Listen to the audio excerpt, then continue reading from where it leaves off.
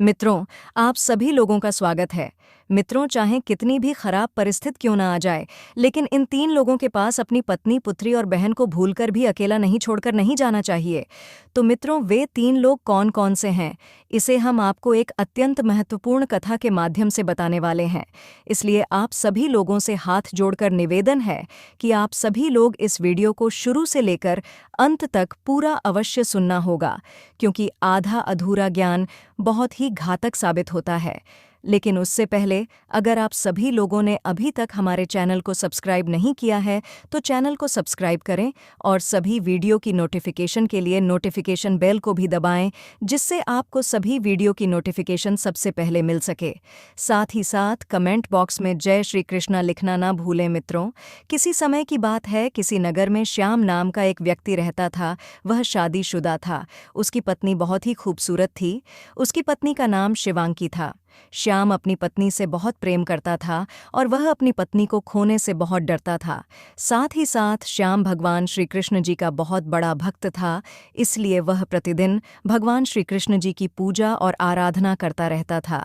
इसे ही दिन बीत रहे थे, लेकिन एक दिन भगवान श्री कृष्ण जी उसकी भक्ति से प्रसन्न होकर उसे दर्शन देते हैं और भगवान शिव जी श्याम से कहते हैं, हे पुत्र, मैं तुमसे अति प्रसन्न हूँ, तुम मांगो, क्या मांगना चाहते हो?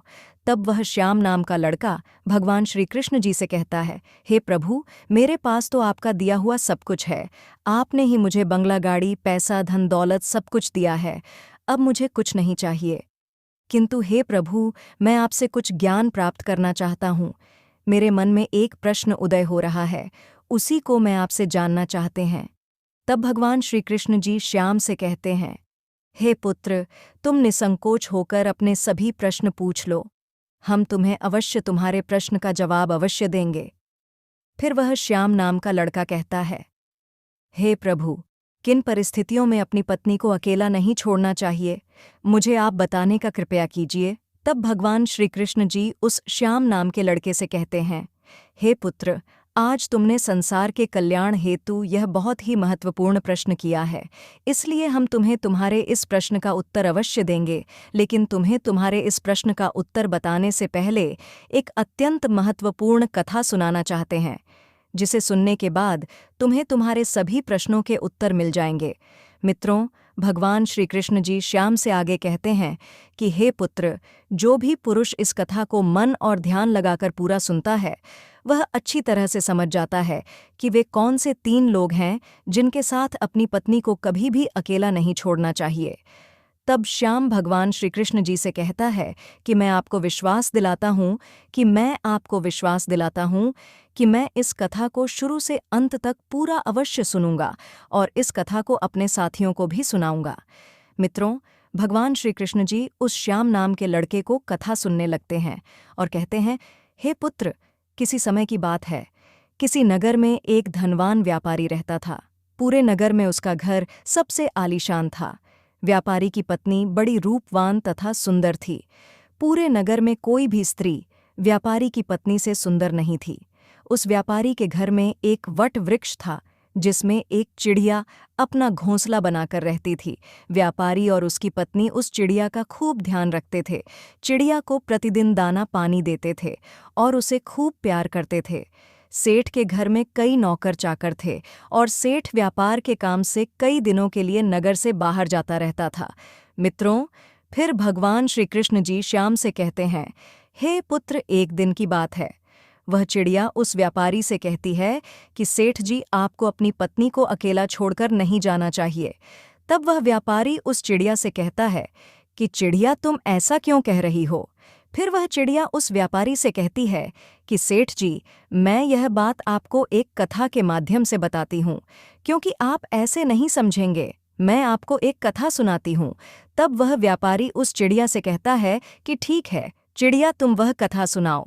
फिर वह चिड़िया अपनी कहानी प्रारंभ करती है और कहती है कि सेठ जी, आप इस कहानी को ध्यान से सुनिए और इस कथा में बताई गई बातों को हमेशा याद रखिएगा। मित्रों, वह चिड़िया कथा शुरू करती है और कहती है कि किसी समय की बात है, किसी नगर में एक राजा राज्य करता था। एक बार वह राजा अपने राज्य का भ्रमण करते कर एक वन में चले गए। उस वन में घूमते घूमते उनकी भेंट एक संत से होती है। वह संत एक पाखंडी था, किंतु वह संत वेशभूषा से ही लग रहा था कि वह बहुत बड़ा सन्यासी है। वह राजा साधु संतों पर बहुत भरोसा करते थे, इसलिए उस संत को देखकर उस राजा के मन में कुछ जिज्ञासा उठी। फिर उस राजा ने संत को अपना परिचय दिया और पूछने लगा कि हे साधु महाराज, आप बहुत पहुँचे हुए मालूम पड़ते हैं। मेरी रानी इस समय गर्भवती है। मैं जानना चाहता हूँ कि उसकी कोख से पुत्र होगा या पुत्री। तब वह संत उस राजा से कहता, हे राजन, मैं यह तो नहीं जानता कि आपकी रानी की कोख से पुत्र होगा या पुत्री, लेकिन मैं इतना ज़रूर कह सकता हूँ कि अगर आपकी रानी ने किसी पुत्री को जन्म दिया तो आपका सर्वनाश हो जाएगा। उस संत की यह बात सुनकर वह राजा बहुत ही भयभीत हो जाता है और अपने मन में सोचने लगता है कि अगर मेरी रानी ने किसी पुत्री को जन्म दे दिया तो मैं कहीं का नहीं रहूँगा। यही बात सोचकर राजा को पुत्री के नाम से नफरत होने लगती है। फिर वह राजा अपने महल में जाकर अपनी रानी से कहता है, हे मेरी प्रिय रानी, भूल से भी हमारे घर में पुत्री का जन्म नहीं होना चाहिए, लेकिन अगर हमारे घर में पुत्री पैदा हुई तो मैं तुम्हें जान से मरवा दूंगा और उस पुत्री को भी मार डालूंगा। राजा की यह बात सुनकर रानी बहुत ही भयभीत हो जाती है, क्योंकि वह रानी अच्छी तरह से जानती थी कि राजा बड़ा ही जिद्दी किस्म का है। अगर पुत्री का जन्म हो गया तो वह उसे मरवा सकता है। अब तो रानी रोज भगवान से प्रार्थना करती थी कि हे परमात्मा, मुझे पुत्री मत देना, वरना राजा मुझे जीवित नहीं छोड़ेंगे। भगवान की कृपा से उस राजा की रानी ने सर्वप्रथम एक पुत्र को जन्म दिया। यह देखकर रानी और राजा बहुत प्रसन्न हुए। राजा तो इसीलिए प्रसन्न हुआ कि पुत्री नहीं हुई, किंतु रानी इसलिए प्रसन्न हुई कि अगर पुत्री होती तो राजा को कन्या हत्या का दोष लग जाता।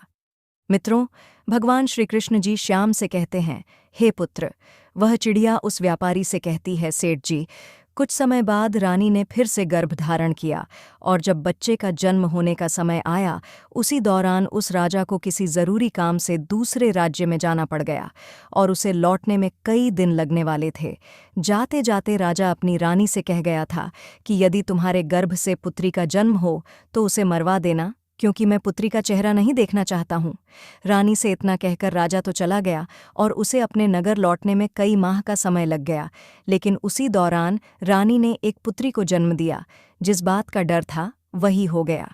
पुत्री को देखकर रानी बहुत ही भयभीत गई और अपने मन में सोचने लगी कि राजा के आदेश के अनुसार पुत्री की हत्या करनी पड़ेगी, लेकिन यह निंदनीय काम मैं कैसे करूंगी, क्योंकि मैं एक माँ हूँ और मेरे लिए जितना मुझे पुत्र प्यारा है उतनी ही पुत्री प्यारी है। अब तो पुत्री को देखकर रानी एकदम से विलाप करने लगी और कहने लगी, हे भगवान, अब मैं क्या करूं कन्या, हत्या का पाप बहुत बड़ा होता है।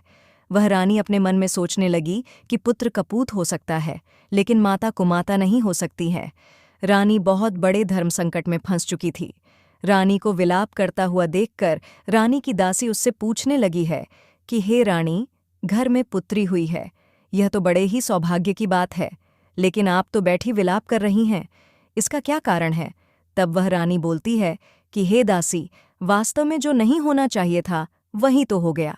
फिर रानी ने उस दासी को पूरी बात बता दी कि हमारे महाराज ने इस कन्या को मारने का आदेश दिया है, अब तुम ही बताओ कि मैं इस नन्ही बच्ची की जान कैसे ले लूं। तब दासी रानी से कहती है कि हे रानी, आप चिंता मत कीजिए, आप राजा से कह देना कि मैंने पुत्री को मरवा दिया है।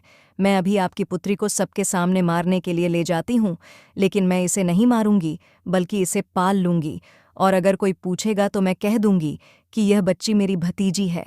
इससे इस बच्ची की जान भी बच जाएगी और राजा की नज़रों से दूर भी हो जाएगी। इसके पालन पोषण को लेकर आप निश्चिंत रहिए, मैं इसे अपनी पुत्री की तरह पालूंगी। अब तो यह सुनकर उस रानी को बड़ी खुशी हुई और अपने मन में सोचने लगी कि यह पुत्री भले ही मुझे देखने को ना मिले, लेकिन कम से कम वह जीवित तो रहेगी। तब रानी ने बड़े उदास मन से कुछ आभूषण अपनी पुत्री के पालन पोषण के लिए अपनी उस दासी को दे दिए और उस दासी से रानी कहती है कि हे दासी, मैं तुम्हारा यह एहसान जिंदगी भर नहीं भूलूं पाऊंगी, लेकिन जब तुम्हारे लिए धन की ज़रूरत पड़ेगी तो मैं तुम्हें इससे भी अधिक धन दौलत दे दूंगी, लेकिन मेरी पुत्री का यह सच कभी खुलने मत देना। मित्रों, भगवान श्री कृष्ण जी श्याम से कहते हैं, हे पुत्र। वह चिड़िया उस व्यापारी से कहती है। इतना समझाने के बाद में रानी ने अपनी उस पुत्री को दासी के हवाले सौंप दिया और धीरे धीरे करके पूरे राज्य में और महल में यह खबर फैला दी कि दासी ने ले जाकर रानी की पुत्री को जान से मार दिया है और उसे जमीन में दफना भी दिया। लेकिन इधर क्या हुआ कि उस पुत्री को ले जाने के बाद उस दासी ने उस पुत्री का बहुत अच्छे ढंग से पालन पोषण करना शुरू कर दिया। फिर जब कुछ दिनों के बाद वह राजा अपने राजमहल में लौट आया तो उस राजा को भी यही बात बताई गई कि आपके जाने के बाद रानी ने एक पुत्री को जन्म दिया था और उस पुत्री को आपके आदेश के अनुसार मारने के बाद जमीन में दफन कर दिया। यह सुनकर राजा को बड़ी खुशी हुई। इधर वह दासी उस बच्ची को अपनी भतीजी बताकर पालने लगी और उस बच्ची को जब भी रानी को देखने की इच्छा होती थी तो वह दासी उसे लेकर राजमहल में चली आती थी और उस बच्ची को देखकर रानी की ममता उमड़ने लगती थी। रानी चोरी चुपके उस बच्ची से प्यार कर लिया करती थी। किसी के पूछने पर वह दासी उसे अपने भाई की लड़की बताती थी। अपनी कन्या को देखकर रानी को बड़ा सुकून मिलता था।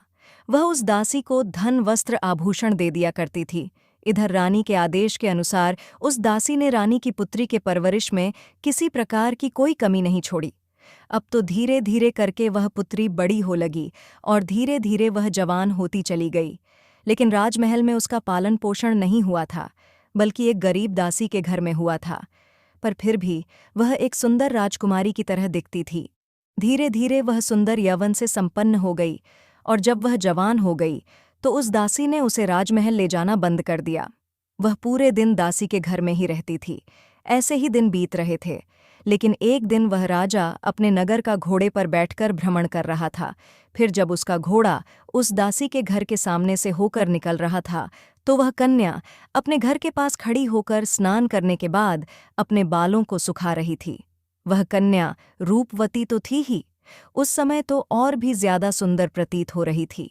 घोड़े पर बैठे उस राजा की अचानक से उस कन्या पर नजर चली गई, इसलिए उस कन्या को देखकर उस राजा को बिजली जैसा झटका लगा, क्योंकि वह नवयुवती थी। राजा उसकी सुंदरता पर मोहित हो गया और वह राजा ने महल में वापस चला गया। फिर उस राजा ने उसी समय अपने मंत्री को राजमहल में बुलाया और उससे पूछते हुए कहा कि हे मंत्री, वह राजकुमारी जैसी दिखने वाली कन्या कौन थी? मुझे तो उसके रूप ने घायल कर दिया है, इसलिए आप अतिशीघ्र इसका पता लगाइए। राजा की बात सुनकर उस मंत्री ने तुरंत राजा को बताया, महाराज, वह कन्या एक बूढ़ी स्त्री की भतीजी है जो पहले आपके महल में काम किया करती थी। फिर रात भर उस राजा को नींद नहीं आई। वह राजा जैसे ही अपनी आंखें बंद करता था वैसे ही बार बार उसी लड़की का चेहरा की राजा की आंखों के सामने आ जाता था। उसके बाद सवेरा होते ही वह राजा मंत्री से कहता है कि मंत्री, वह लड़की बहुत सुंदर थी और उसने मेरी रातों की नींद उड़ा दी है। उसकी सूरत मुझे बार बार परेशान कर रही है, क्योंकि उसके बिना तो अब मैं रह नहीं पाऊंगा। इसलिए आप एक काम कीजिए, आप कुछ लोगों को साथ ले जाकर उस बूढ़ी स्त्री के घर जाइए और उस लड़की के साथ मेरे विवाह की बात कीजिए। मित्रों, भगवान श्री कृष्ण जी श्याम से कहते हैं, हे पुत्र, वह चिड़िया उस व्यापारी से कहती है कि सेठ जी। फिर उसी दिन राजा के कहने पर राजा का मंत्री अपने कुछ सैनिकों को साथ लेकर उस लड़की का हाथ मांगने उस बूढ़ी स्त्री के घर जाता है और सारी बात उस दासी को बता देता है कि हमारे महाराज आपकी पुत्री से विवाह करना चाहते हैं और आपकी पुत्री को राजा साहब अपनी रानी बनाना चाहते हैं। मंत्री के मुख से ऐसी बातों को सुनकर उस दासी के एकदम से होश उड़ गए और वह दासी अपने मन में सोचने लगी कि हे भगवान, यह कैसा अनर्थ होने जा रहा है। आखिर अब मैं क्या करूं? यह कन्या तो उसी राजा की पुत्री है और राजा इस बात को नहीं जानता है। अब उसी समय उस दासी ने साफ इनकार करते हुए कहती है कि मैं एक गरीब स्त्री हूं, मेरी भतीजी राजा साहब के लायक नहीं है, इसलिए आप दोबारा इस रिश्ते को लेकर कभी मेरे घर मत आना। इस पर राजा का वह मंत्री उस दासी से कहता है कि अरे माँ, तुम कैसी मूर्ख स्त्री हो, राजा के साथ अपनी पुत्री का विवाह करने से इनकार कर रही हो। तुम्हें तो अपना सौभाग्य समझना चाहिए कि राजा साहब स्वयं तुम्हारी पुत्री से विवाह करने के लिए इच्छुक हैं। मंत्री के बार बार कहने पर भी उस बूढ़ी स्त्री ने राजा के साथ बेटी का विवाह करने का प्रस्ताव स्वीकार नहीं किया। फिर हारकर मंत्री वहां से वापस चला गया और वह राजा अपने दरबार में बैठा हुआ था। तभी मंत्री जाकर उस राजा को सारी बात बता दी कि वह बुढ़िया आपके साथ अपनी पुत्री का विवाह करने से इनकार कर रही है। इस बार राजा ने और कुछ लोगों को उस बुढ़िया के घर पर भेजा और अपने द्वारा हजारों तरह के लालच दिए और उस दासी को डराया, धमकाया भी, लेकिन वह बूढ़ी स्त्री इस प्रस्ताव के लिए राजी नहीं हुई।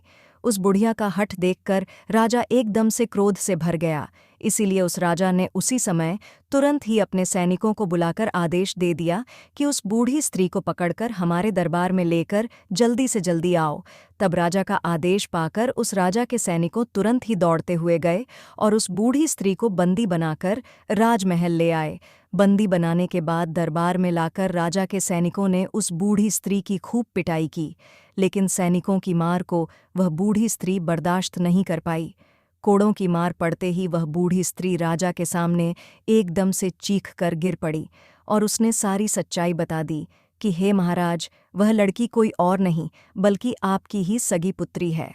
आपकी रानी ने मुझे जब उस पुत्री को मारने के लिए दिया, तब मैंने उस पुत्री को मारना ठीक नहीं समझा। मारने की बजाय मैंने उसे अपने घर में रखकर अपने भाई की पुत्री बताकर उसे पालना उचित समझा। मैंने ही आपकी पुत्री को पाल पोसकर इतना बड़ा कर दिया है।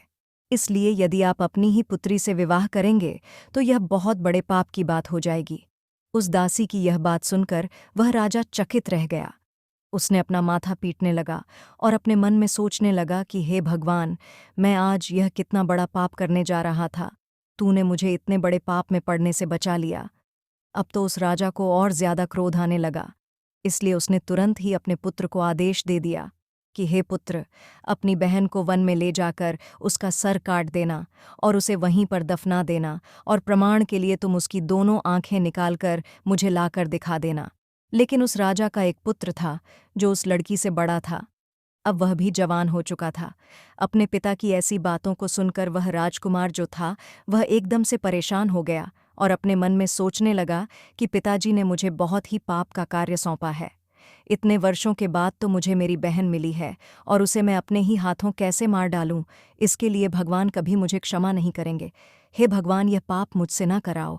अब तो वह राजकुमार यह बात सोच सोचकर बड़ा दुखी होने लगा और अपने मन में सोचने लगा कि मैं किस प्रकार अपने हाथों से अपनी बहन का कत्ल करूंगा और किस तरह मैं अपनी बहन की आंखें निकलूंगा।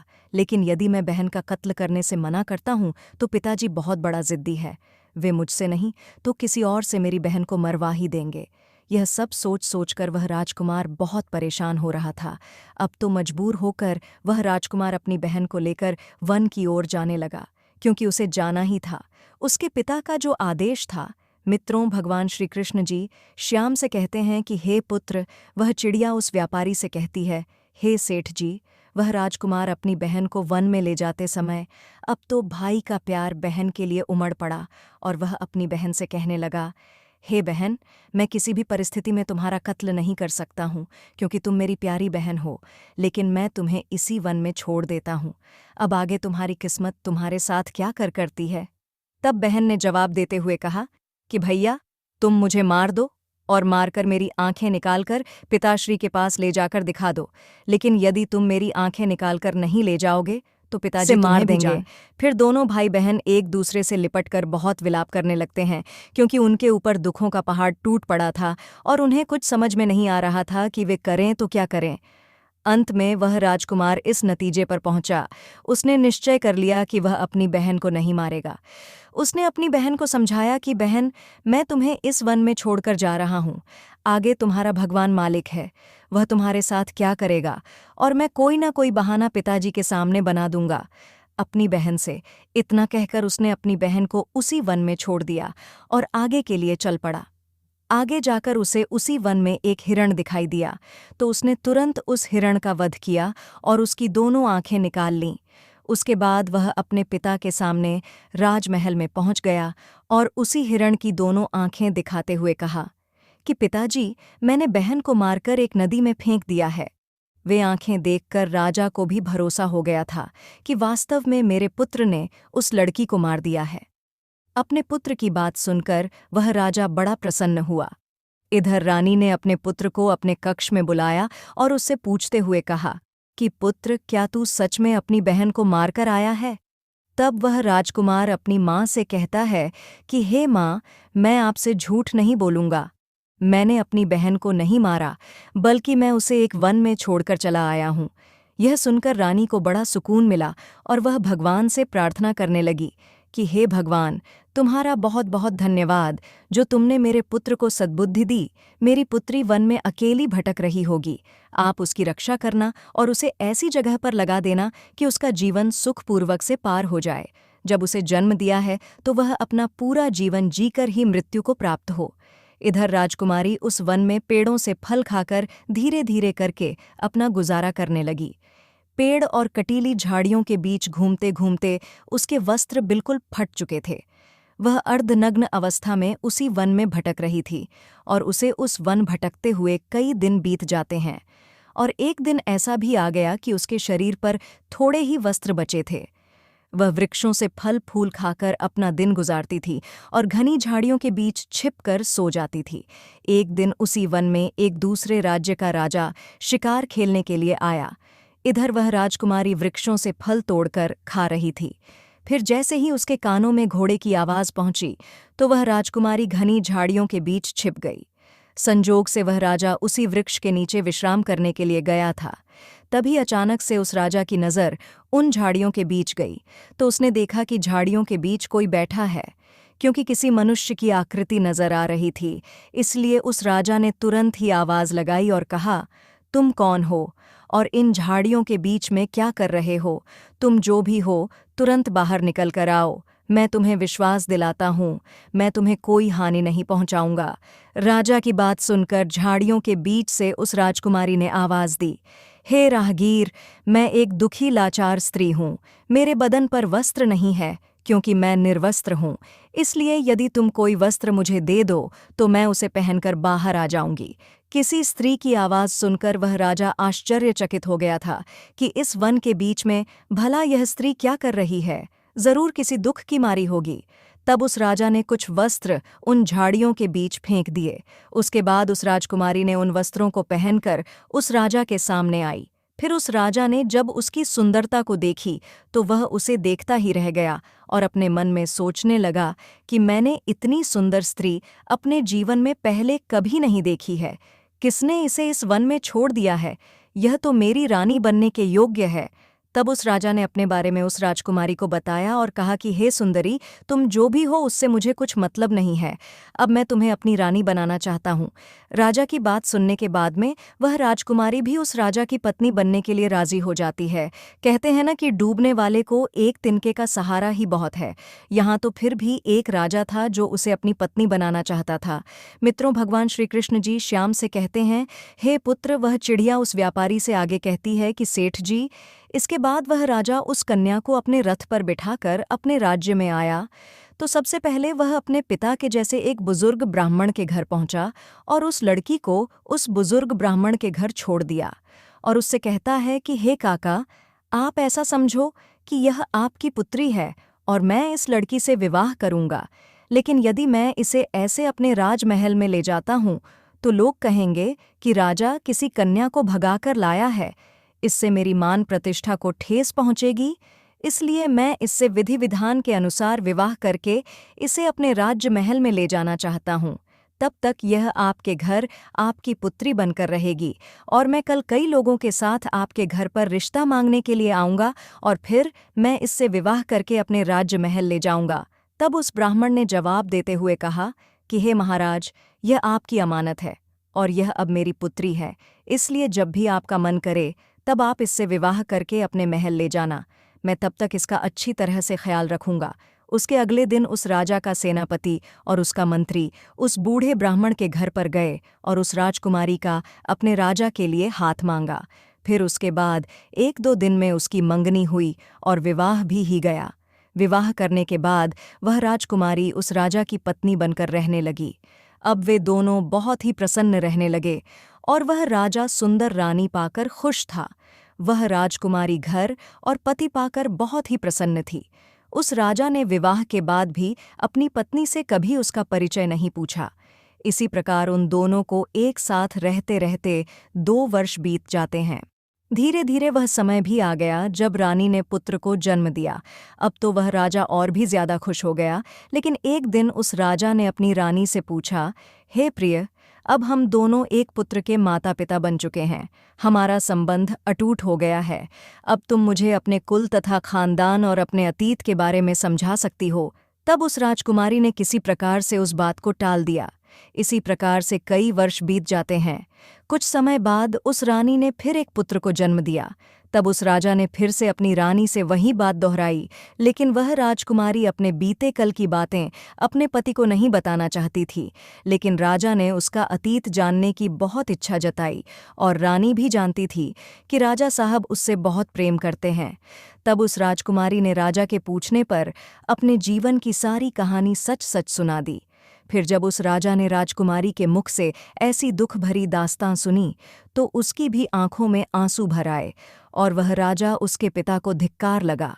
उसके बाद वह राजा अपनी रानी से कहता है कि हे रानी, अगर मैं तुम्हें तुम्हारे पिता से मिलाने ले चलूं तो क्या तुम मेरे साथ चलोगी? लेकिन उस राजकुमारी ने अपने पिता से मिलने से साफ इनकार कर दिया। फिर राज ने बहुत आग्रह किया कि तुम्हें एक बार अपने पिता से जरूर मिलना चाहिए। राजा के बार बार निवेदन करने पर वह रानी अपने पिता से मिलने को तैयार हो गई। फिर अगले दिन वह राजा ने अपनी पत्नी के पिता के यहाँ जाने का निश्चय किया और फिर रथ सजवाया गया। उसके बाद जाने की पूरी तैयारी हो गई। लेकिन तभी अचानक से उस राजा के पास एक बहुत ही जरूरी काम आ गया और उसे जाना ही पड़ा, क्योंकि उसे दूसरे शहर में जाना था। तो राजा ने अपने मंत्री और सेनापति से कह दिया कि तुम सेना की एक टुक लेकर रानी के साथ चले जाओ, मैं अपना काम निपटाकर वहीं पर पहुंच जाऊंगा। इस प्रकार उस राजा ने अपने मंत्री और सैनिकों के साथ में अपनी रानी और पुत्रों को उसके पिता के राज्य के लिए रवाना कर दिया और अपनी रानी को भली भांति समझा दिया कि अपने पिता के यहाँ जाकर तुम घबराना मत, मैं तुम्हारे पहुंचने से पहले तुम्हारे माता पिता के यहाँ पहुंच जाऊंगा। इधर उस राजा का मंत्री और सेनापति कुछ सेना को साथ लेकर राजकुमारी के साथ रानी के पिता के राज्य की तरफ चल पड़े। फिर उस राजा के राज्य से रानी के पिता का राज्य काफी दूर था, इसलिए चलते चलते रास्ते में ही उन्हें शाम हो गई। इसलिए एक जगह पर उन्होंने अपने डेरा तंबू जमा दिए और रात भर वहीं रुकने का निश्चय किया, जहां पर राजकुमारी का डेरा लगाया गया था। उसी जगह पर मंत्री ने भी अपना डेरा लगा दिया। ठीक उसके बराबर में मंत्री का डेरा देखकर राजकुमारी ने मंत्री से कहा कि हे मंत्री, क्या तुम जानते हो कि मैं एक राजा की पुत्री हूँ और एक राजा की पत्नी भी हूँ? इसलिए तुम मेरे बराबर में यह डेरा क्यों लगवा रहे हो? तुम अपना डेरा ले जाकर कहीं दूसरी जगह लगाओ। तब उस मंत्री ने जवाब देते हुए कहा कि हे रानी, साहिबा महाराज ने मुझे आपकी देखभाल के लिए भेजा है, लेकिन यदि आपको और आपके बच्चों को कुछ हुआ तो मैं राजा साहब को क्या जवाब दूंगा? इधर राजकुमारी के बार बार मना करने पर मंत्री बिल्कुल नहीं माना। फिर क्या हुआ? इधर शाम को सबने खाना खाया, फिर रात्रि का समय हो गया और सब जल्दी ही सो गए। रात्रि के दूसरे पहर में मंत्री जो था राजकुमारी जहां सो रही थी वहां पर आ गया। जैसे ही वह मंत्री राजकुमारी के पास आया तो तुरंत ही एकदम से राजकुमारी उठकर बैठ गई, क्योंकि वह उस मंत्री की बुरी मंशा को भांप गई थी और अब तो राजकुमारी को अंदाजा हो गया था कि इस मंत्री के मन में किसी न किसी प्रकार का जरूर खोट है। जैसे ही मंत्री को राजकुमारी ने अपने डेरे के पास में देखा तो एकदम से ललकार कर बोली, खबरदार, जो मुझे छुआ तो यहाँ से तुरंत चले जाओ। लेकिन रानी ने मंत्री को बार बार वहां से जाने के लिए कहा, परंतु उस मंत्री ने कोई बात नहीं मानी, बल्कि वह मंत्री धीरे धीरे करके आगे बढ़ता ही चला गया। तब उस राजकुमारी ने मंत्री से कहा कि अरे दुष्ट मंत्री, क्या तुझे अंदाजा है कि तू यह क्या करने जा रहे है? इसलिए अगर तू अपनी भलाई चाहता है तो अभी यहाँ से चले जा। लेकिन राजकुमारी की बात सुनकर उस मंत्री ने अनसुनी कर दी। तब उसी समय पर राजकुमारी ने अपने बड़े बेटे को मंत्री के सामने कर दिया और पुत्र को सामने खड़ा करने के बाद में राजकुमारी ने मंत्री को भगवान और बेटे की दुहाई देकर कसम दी। लेकिन वह पीछे लौटने के लिए बिल्कुल भी मंजूर नहीं हुआ, क्योंकि उस मंत्री के दिमाग में शैतान घुस चुका था, इसलिए वह वासना में अंधा हो चुका था। उस समय उसे कुछ दिखाई नहीं दे रहा था। उसके दिल और दिमाग में उस रानी का सुंदर चेहरा बसा चुका था। फिर वह मंत्री एकदम से आगे बढ़ा और तलवार निकालने के बाद राजकुमारी के बड़े पुत्र का सिर धड़ से अलग कर दिया। अपने पुत्र का सिर कटने के बाद में वह राजकुमारी तुरंत ही समझ गई कि यह दुष्ट मंत्री अब नहीं मानेगा। तब अपनी लाज बचाने के लिए रानी ने कुछ नरम रुख अपनाते हुए कहा कि तुम थोड़ी देर ठहरो, मैं अभी आती हूँ। उसके बाद जो तुम्हारे मन में हो वह तुम मेरे साथ कर लेना, उस मंत्री से। इतना कहकर वह रानी उस डेरे से बाहर निकल गई और वहां से भागकर एक वन में चली गई। और सुबह होने तक वह रानी झाड़ियों में छुपी रही। फिर जब वह सुबह होने पर लौटकर अपने डेरे में आई तो उसने क्या देखा कि उसके पुत्र का सिर कटा हुआ पड़ा है। अपने पुत्र की लाश देखने के बाद में अब तो रानी की हालत और भी ज्यादा खराब हो गई थी, लेकिन वह कर भी क्या सकती थी। उस शैतान के सामने वह बेबस हो गई थी। अपने पुत्र की मृत्यु का गम अपने मन में छुपाए वह रानी उनके साथ आगे को चल पड़ी। चलते चलते जब वह शाम के होने पर एक जगह पर और रुके, अब तो दूसरी रात के लिए अगला डेरा डाला गया, तब उस राजकुमारी के डेरे के पास में सेनापति ने अपना डेरा लगा लिया।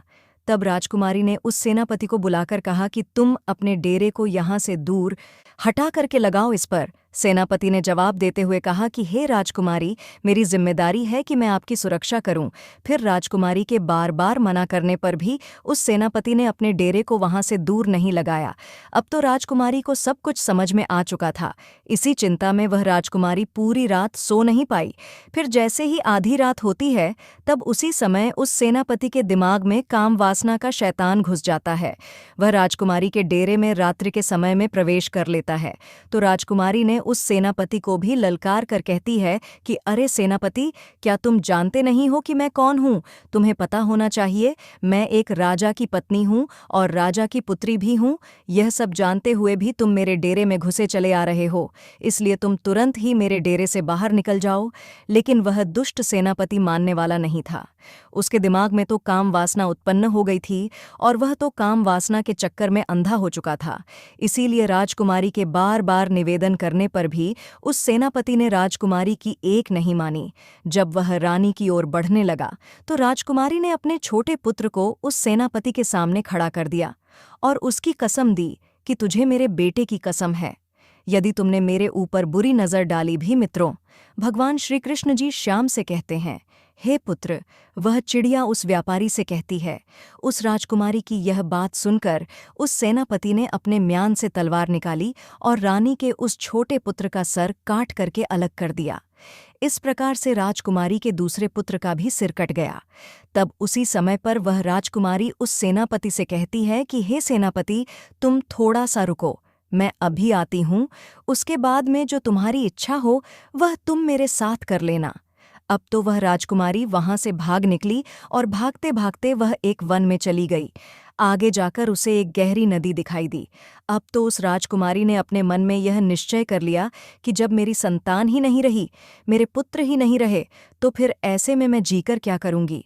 अपने मन में ऐसा निश्चय करके वह रानी मरने के उद्देश्य से नदी में कूद गई, परंतु पानी का बहाव इतना तेज था कि जैसे ही वह रानी उस नदी में कूदी तो पानी का बहाव उसे एकदम एक तरफ खींच ले गया और उस वन के एक छोर पर नदी बहती हुई जा रही थी।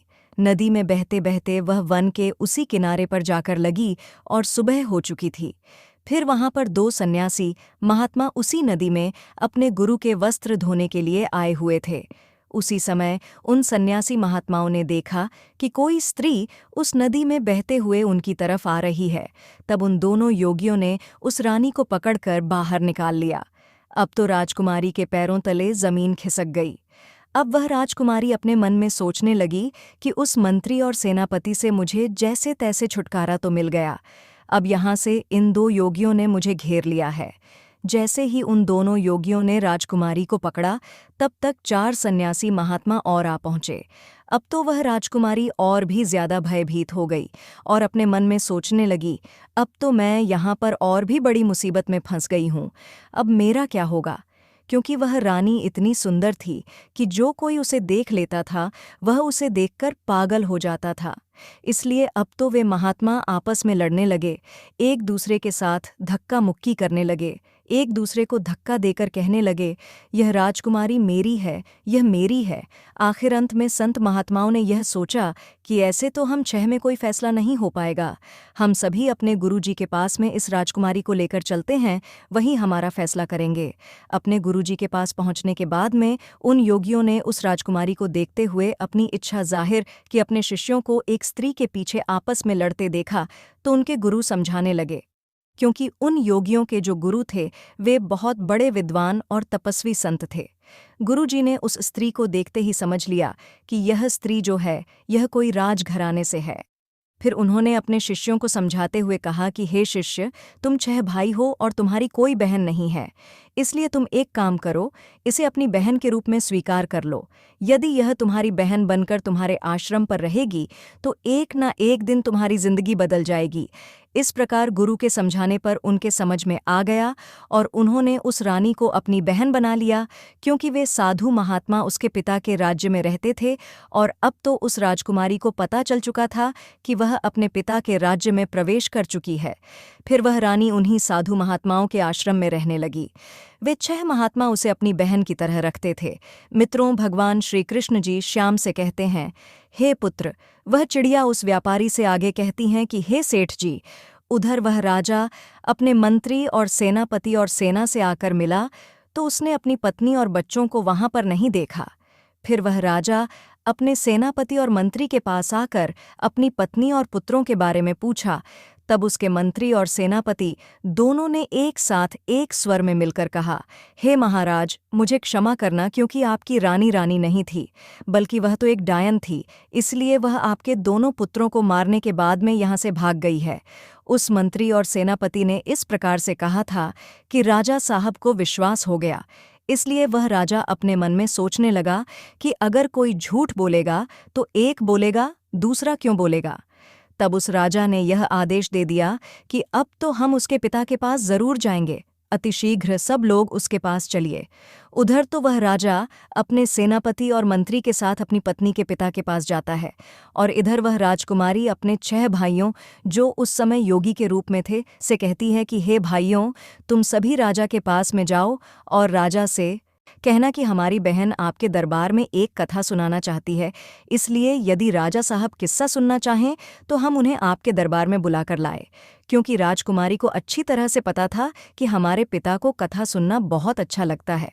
अब तो 6 योगी भिक्षा के बहाने रानी के पिता के दरबार में पहुंच गए और उन्होंने राजकुमारी के द्वारा बताई गई बात राजा के सामने जाकर के रखी। तब उन योगियों की बात सुनकर राजा ने तुरंत ही उन्हें इजाज़त दे दी। अब तो उसके अगले दिन कथा सुनाने के लिए वे योगी अपनी बहन को लेकर राज दरबार में पहुंच जाते हैं। उस समय वह राजकुमारी योगियों के भेष में थी, इसलिए उसे कोई पहचान नहीं पाया। जब उसने राज दरबार में कथा सुनाया तो सब लोग बड़े ध्यान से सुनने लगे। राजा को उस लड़की का किस्सा बहुत पसंद आया और अब तो राजा ने बहुत सारा इनाम दिया। फिर सभी योगी राजा से कहते हैं कि हे महाराज, जब भी आपको कथा सुनने की इच्छा होगी तब हम अपनी बहन को ले आया करेंगे। अब तो वह रानी प्रतिदिन अपने भाइयों के साथ राजा के दरबार में किस्सा सुनाने आया करती थी। इस प्रकार वह राजकुमारी प्रतिदिन राजा को कथा सुनाने के बाद में इनाम पाती तथा अपने योगी भाइयों के साथ वापस लौट जाती थी। अब तो धीरे धीरे उन सन्यासियों के दिन ही बदल गए थे। पहले वे योगी नगर नगर जाकर भिक्षा मांगते थे, अब तो उन्हें राजा से ही इतना सारा धन प्राप्त हो जाता था कि अब उन्हें कहीं किसी से भी मांगने की कोई ज़रूरत नहीं पड़ती थी। फिर अगली रात को वह राजकुमारी राजा को कथा सुनाने के लिए उनके राज्य दरबार में आई तो उसने अपने पति मंत्री और सेनापति को वहीं बैठे हुए देखा। तब उस राजकुमारी ने अपने मन में सोचा, आज तो यह सभी यहाँ पर उपस्थित हैं, तो कथा सुनाने में बहुत ज़्यादा आनंद आएगा। तब वह राजकुमारी अपनी जगह पर आकर बैठ गई और अपने पिता से कहने लगी कि हे राजा साहब, आज मैं आपके लिए एक बहुत ही दर्द भरी कथा और किस्सा लेकर आई हूँ। यदि कहानी को प्रारंभ करने से पहले किसी को कोई ज़रूरी काम है तो अभी दरबार से उठकर जा सकता है। किस्सा सुनाने के दौरान यदि कोई व्यक्ति बीच में से जाएगा तो मैं उसी समय अपना किस्सा सुनाना बंद कर दूंगी। तब राजा ने जवाब देते हुए कहा कि पुत्री, तुम सुनाओ, तुम जैसा कहोगी हम वैसा ही करेंगे। किस्से के बीच में से कोई दरबार में से उठकर नहीं जाएगा। प्रिय दर्शकों, अब तो राजा और दरबार के सभी दरबारी किस्सा सुनने के लिए अपने आप ने कुर्सी पर बैठ गए उनमें उसका पति और वह विश्वासघाती मंत्री और सेनापति भी था। अब तो राजकुमारी ने राजा के दरबार में अपना किस्सा शुरू कर दिया। कहने लगी, हे सभा के लोगों, इस किस्से को ध्यान से सुनना। राजकुमारी सुनाने लगी कि किसी देश में एक राजा रहता था जो बड़ा ही जालिम राजा था। उस राजा को अपनी पुत्री से बहुत ज्यादा नफरत थी। जब एक दिन उसकी यहाँ एक पुत्री ने जन्म लिया, तब उसने अपनी पुत्री को अपने पुत्र के हाथ एक वन में मरवाने के लिए भेज दिया। राजा ने अपने पुत्र को आदेश दिया था कि उसे उसकी पुत्री को मारने के बाद उसकी आंखें निकाल लाना और वह आंखें निकालकर मुझे लाकर दिखाना। अब तो उस राजकुमारी के पिता उसकी कहानी को सुनने के बाद अपने मन में सोचने लगे कि यह तो मेरा ही किस्सा है। खुश होकर के प्रताप ने उन योगियों के पास में अपनी मोतियों की माला फेंकते हुए कहा, इस किस्से को अंत तक जरूर सुनाया जाए। अब तो राजा की आंखों में पानी भर आया, क्योंकि राजा को अब तो अपनी करनी पर बहुत पश्चाताप हुआ। फिर वह राजकुमारी आगे बताने लगी है कि महाराज, जब उसका भाई उसे मारने के लिए वन में ले गए तो उसके भाई ने उस राजकुमारी को, उस बहन को नहीं मारा और उसी वन में अपनी बहन को छोड़कर वापस राजमहल के लिए लौट गया। अब यह जानकर कि राजा थोड़ा प्रसन्न हुआ और राजा मन में सोचने लगा कि शायद हो सकता है आज भी मेरी पुत्री जिंदा हो। इधर वह राजकुमारी अपने किस्से को सुनाती हुई आगे कहती है, जब उसका भाई उस लड़की को उस वन में छोड़ आया, तब वह बेचारी भूख प्यासी इधर उधर भटकने लगी। भूख लगने पर वृक्षों के पत्ते और फल फूल खा लिया करती थी। इसी तरह से वह अपने आप को जीवित रखती थी। इस प्रकार से जंगल में रहते रहते उस पुत्री के तन पर एक भी वस्त्र साबित नहीं बचा, तो कहीं से एक दिन घूमता हुआ घोड़े पर सवार एक आदमी आया। वह आदमी किसी देश का राजा था। फिर जब उसकी नज़र जब उस लड़की पर पड़ी, तब वह लड़की निर्वस्त्र थी। उस राजा ने लड़की को अपना बदन ढकने के लिए कुछ वस्त्र दे दिया और वहां से उसे अपने नगर बुला ले गए और बिना कुछ जाने उस राजा ने उस लड़की से विवाह कर लिया। रानी ऐसा किस्सा सुना रही थी। किस्से के बीच में अपनी कहानी को सुनकर उस रानी का पति अच्छी तरह से समझ गया कि यह तो उसका ही किस्सा है। उसने भी खुश होकर के एक मोतियों की माला उसके फेंक दी और कहा कि यह किस्सा जारी रखा जाए और यह किस्सा अंत तक होना चाहिए। तब आगे वह राजकुमारी कहती है कि अब तो वह लड़की किसी राजा की रानी बन चुकी थी। राजा की रानी बनने के बाद में उस लड़की की कोख से 2 पुत्रों ने जन्म लिया। लेकिन एक दिन उसके पति ने अपनी पत्नी से उसके जीवन की पूरी घटना पूछी कि तुम कौन हो और उस जंगल में निर्वस्त्र क्यों भटक रही थी। तब उस लड़की ने अपने पिता की करतूतें अपने पति को बता दी। यह सुनकर उसका पति बड़ा दुखी हुआ, क्योंकि उसका पति दिल का बहुत अच्छा इंसान था। यह जानकर कि उसकी पत्नी का एक राजा पिता भी है, तो उसे उसके पिता मिलने के लिए उस राजा ने अगले दिन तैयारी की। लेकिन उसने एक गलती कर दी। उसने अपनी पत्नी और पुत्रों की सुरक्षा के लिए स्वयं ना जाकर अपने मंत्री और सेनापति को उसके साथ भेज दिया, और यह उसकी सबसे बड़ी भूल थी। क्योंकि कहते हैं ना कि चाहे कोई कितना ही सगा क्यों ना हो, अपनी जवान स्त्री, जवान बहन, जवान पुत्री को किसी दूसरे पर भरोसा करके उसके साथ नहीं भेजना चाहिए और ना ही उसके पास छोड़ना चाहिए, वह चाहे कितना ही वफादार और विश्वास पात्र हो। क्योंकि जब वासना दिमाग पर हावी होती है तो सारी वफादारी, सारा विश्वास धरा का धरा रह जाता है। और स्त्री तो वैसे भी पुरुष के लिए आकर्षण का केंद्र होती है। अगर वह अकेली किसी अन्य पुरुष के साथ जाती है या वह सोती है तो उसके मन में कामरूपी विचार आ ही जाते हैं। इसलिए भूलकर भी कभी अपनी बहन पुत्री को किसी अन्य के साथ नहीं छोड़ना चाहिए। खास करके तब तो और भी नहीं छोड़ना चाहिए जब कोई पुरुष जवान हो, सुंदर हो। कहते हैं ना कि स्त्री धन और विद्या यह जिसके पास रहती है उसी की हो जाती है। इधर वह राजकुमारी अपने पिता के दरबार में अपना किस्सा सुना रही थी। उसके पिता और उसका पति उसके किस्से को बड़े ध्यान से सुन रहे थे। फिर वह राजकुमारी आगे कहती है कि उधर उस राजा ने अपनी पत्नी और पुत्रों को मंत्री और सेनापति के साथ भेज दिया। सफ़र ज्यादा लंबा था। चलते चलते जब रास्ते में सूर्यास्त हो गया, तब उन्होंने वहीं रुकने का निश्चय किया। मंत्री ने अपना डेरा रानी के डेरे के बराबर में लगवाया। रानी ने इसका बहुत विरोध किया, लेकिन वह नहीं माना और रात्रि के समय में मंत्री ने उस राजकुमारी के साथ में दुष्कर्म करने की सोची। फिर राजकुमारी के बार बार निवेदन करने पर भी वह दुष्ट मंत्री नहीं माना, बल्कि उसने राजा के पुत्र का भी कसम दिया। जब उसने उसके बड़े पुत्र का कत्ल कर डाला, तब उस रानी ने अपना धर्म बचाने के लिए मंत्री से बहाना बनाकर एक वन में भाग गई और रात भर उसने उस वन में ही गुजारकर जैसे तैसे उस बेचारी ने अपने पतिव्रत धर्म को बचा लिया। फिर जब दूसरे दिन को रानी अपने डेरे में वापस आई, तब उसे अपने पुत्र की लाश भी नहीं मिली। जैसे जैसे कहानी आगे बढ़ती जा रही थी, तो उधर मंत्री के होश उड़ते जा रहे थे। अब तो धीरे धीरे वह मंत्री भी बहाना बनाते हुए राजा के दरबार से उठकर जाना चाहता था, तो उस राजा ने तुरंत ही उसे डांट कर बैठा दिया। मित्रों, भगवान श्री कृष्ण जी श्याम से कहते हैं, हे पुत्र, वह चिड़िया उस व्यापारी से कहती है, हे सेठ जी। फिर वह रानी किस्सा आगे सुनाने लगी। अब दूसरे दिन को जब वे वहां से आगे को चले और एक जगह रास्ते में फिर डेरा तंबू लगाया, तब उस रात राजा के सेनापति डेरे में घुसकर दुष्कर्म की लालसा से रानी के पास जा पहुंचा। लेकिन रानी ने पहले तो उसे खूब ललकार कर समझाया कि वह यहाँ से चला जाए, परंतु वह दुष्ट लौटने को तैयार नहीं हुआ। उस रानी ने उसे अपने छोटे पुत्र की कसम दी। यह किस्सा सुनकर वह सेनापति भी घबराने लगा और अपने मन में सोचने लगा कि यहाँ तो मेरा भेद खुल रहा है। वह भी उठकर भागने को हुआ।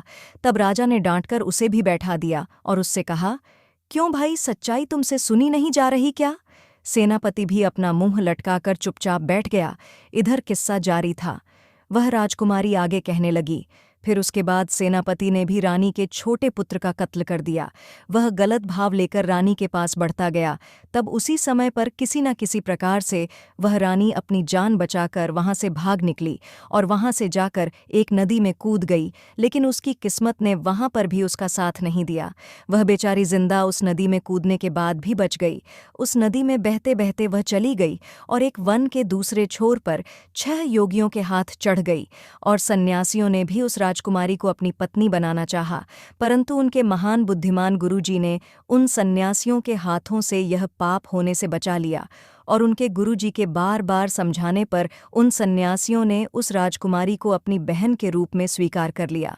फिर वह भाई बहन अपने यहाँ जो राजा था, उस राजा के यहाँ पर किस्सा सुनाने के लिए प्रतिदिन अपनी बहन को ले जाने लगे। इतनी कहानी सुनाने के बाद वह राजकुमारी उठकर राजा के सामने आकर खड़ी हो गई। अपनी पुत्री को देखकर उसके पिता भी पहचान गए और उधर अपनी पत्नी को देखकर उसके पति की आंखें भर आईं। पत्नी को सामने देखकर उसका पति बहुत प्रसन्न हुआ, लेकिन अपने पुत्रों की मृत्यु का दुख उसे खाए जा रहा था और उसके पिता से आज्ञा मांगने लगा कि हे महाराज, मेरा मंत्री और मेरा सेनापति मेरा ही शत्रु है, इसे मैं स्वयं दंड देना चाहता हूँ। फिर उस राजा ने अपने हाथों से अपने मंत्री और सेनापति की उसी तरह सर कलम कर दिए। अब उन पापियों को उनके करने का दंड मिल चुका था। इधर उस राजकुमारी के पिता अपनी पुत्री को सीने से लगा लिया और बार बार उससे अपने किए हुए पर क्षमा मांगने लगा। फिर उसकी पुत्री ने अपने पिता को क्षमा कर दिया। इस प्रकार से वह राजकुमारी अपने पति के साथ कुछ दिन तक अपने पिता के घर पर रही। फिर उसके बाद बड़ी हंसी खुशी के साथ उसके पिता ने अपनी पुत्री की बड़ी धूमधाम से विदाई कर दी। वह राजा अपनी पत्नी राजकुमारी को लेकर अपने नगर वापस लौट आया और सुखपूर्वक से अपने जीवन का निर्वहन करने लगा। फिर उसके कुछ ही समय में रानी ने 2 पुत्रों को और जन्म दिया। अब तो उनकी खोई हुई खुशी सारी वापस आ चुकी थी। कहते न कि भगवान अगर किसी के साथ में होते हैं तो कोई भी उसका बाल बांका नहीं कर सकता है। चाहे कोई कितना ही प्रयास कर ले, उसे कोई भी नहीं मार सकता है, क्योंकि जीवन मरण यह विधाता के हाथ में होता है और इंसान के हाथ में कुछ नहीं होता है। मित्रों, भगवान श्री कृष्ण जी श्याम से कहते हैं, हे पुत्र, इस प्रकार से उस चिड़िया के द्वारा सुनाई गई कथा के माध्यम से अच्छी तरह से समझ जाता है कि उसे अपनी पत्नी को अकेला क्यों नहीं छोड़ना चाहिए और यह चिड़िया ऐसा क्यों कह रही थी, उसे अपनी पत्नी को अकेला नहीं छोड़कर जाना चाहिए। फिर भगवान श्री कृष्ण जी श्याम से आगे कहते हैं, चलो अब हम तुम्हें बता देते हैं कि किन लोगों के पास अपनी पत्नी, बहन, पुत्री को भूलकर भी नहीं छोड़ना चाहिए। इसे ध्यान से सुनना। पहले लोग, अजनबी लोग किसी अजनबी लोगों के पास अपनी पत्नी को भूलकर भी नहीं छोड़ना चाहिए। दूसरे लोग, शराबी लोगों के पास अपनी पत्नी को भूलकर भी नहीं छोड़ना चाहिए, फिर चाहे वे कितने ही सगे क्यों न हों। तीसरे लोग, जिन लोगों के मन में काम वासना के बुरे विचार उठते रहते हैं। ऐसे लोगों के पास कभी भी अपनी पत्नी, बहन, पुत्री को भूलकर भी नहीं छोड़ना चाहिए, वरना आपको इसके बुरे परिणाम भुगतने पड़ सकते हैं। मित्रों, भगवान श्री कृष्ण जी श्याम नाम के व्यक्ति से कहते हैं, हे पुत्र, अब तो तुम्हें तुम्हारे सभी प्रश्नों के उत्तर मिल ही गए होंगे। तब श्याम भगवान श्री कृष्ण जी से कहते हैं, हे प्रभु, आज आपने मुझे बहुत ही महत्वपूर्ण ज्ञान दिया है, इसलिए मैं आपको विश्वास दिलाता हूँ कि मैं इस कथा को अपने मित्रों और नगर के सभी लोगों को अवश्य बताऊंगा। मित्रों, आप सभी लोगों को यह कथा कैसी लगी? अगर आप सभी लोगों को यह कथा थोड़ी सी भी अच्छी लगी हो तो वीडियो को एक लाइक अवश्य करें और चैनल को भी सब्सक्राइब करें और सभी वीडियो की नोटिफिकेशन के लिए नोटिफिकेशन बेल को भी दबाएं, जिससे आपको सभी वीडियो की नोटिफिकेशन सबसे पहले मिल सके। साथ ही साथ कमेंट बॉक्स में जय श्री कृष्णा लिखना ना भूलें। मित्रों, वीडियो को यहाँ तक देखने के लिए आप सभी का धन्यवाद।